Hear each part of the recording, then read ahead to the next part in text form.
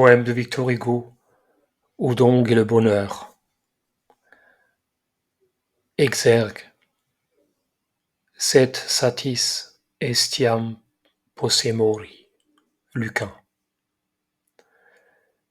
Où donc est le bonheur, disais-je infortuné? Le bonheur, ô mon Dieu, vous me l'avez donné. Naître et ne pas savoir que l'enfance éphémère, ruisseau de lait qui fuit sans une goutte amère, est l'âge du bonheur, et le plus beau moment, que l'homme ombre qui passe, est sous le firmament. Plus tard aimer, garder dans son cœur de jeune homme un nom mystérieux que jamais on ne nomme. Glisser un mot furtif dans une tendre main, aspirer aux douceurs d'un ineffable hymen, envier l'eau qui fuit, le nuage qui vole, sentir son cœur se fondre au son d'une parole, connaître un pas qu'on aime et que jalouse on suit, rêver le jour, brûler et se tordre la nuit, pleurer sur tout cet âge où sommeillent les âmes, toujours souffrir parmi tous les regards de femmes, tous les buissons d'avril, les feux du ciel vermeil, ne chercher qu'un regard, qu'une fleur, qu'un soleil. Puis effeuiller en hâte et d'une main jalouse les boutons d'oranger sur le front de l'épouse. Tout sentir, être heureux, et pourtant insensé se tourner presque en pleurs vers le malheur passé.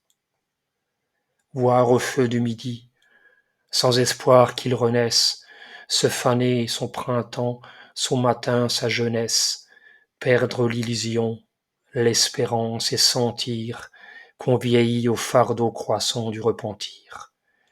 Effacer de son front des taches et des rides, s'éprendre d'art, de vers, de voyages arides, de cieux lointains, de mers où s'égarent nos pas. Redemander cet âge où l'on ne dormait pas.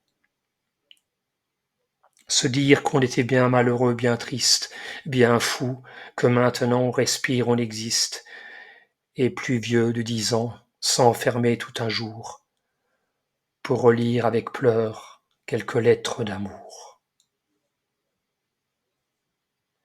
Vieillir enfin, vieillir, comme des fleurs fanées, voir blanchir nos cheveux et tomber nos années, rappeler notre enfance et nos beaux jours flétris, boire le reste amer de ces parfums aigris, être sage et railler l'amant et le poète, et lorsque nous touchons à la tombe muette, suivre en les rappelant d'un œil mouillé de pleurs, nos enfants qui déjà sont tournés vers les leurs.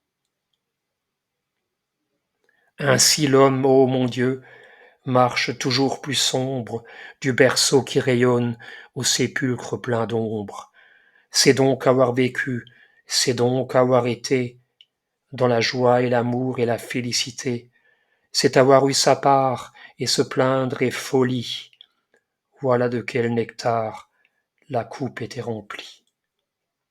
Hélas, naître pour vivre en désirant la mort, grandir en regrettant l'enfance où le cœur dort, vieillir en regrettant la jeunesse ravie, mourir en regrettant la vieillesse et la vie. Où donc est le bonheur, disais-je, infortuné? Le bonheur, ô mon Dieu, vous me l'avez donné. 28 mai 1830.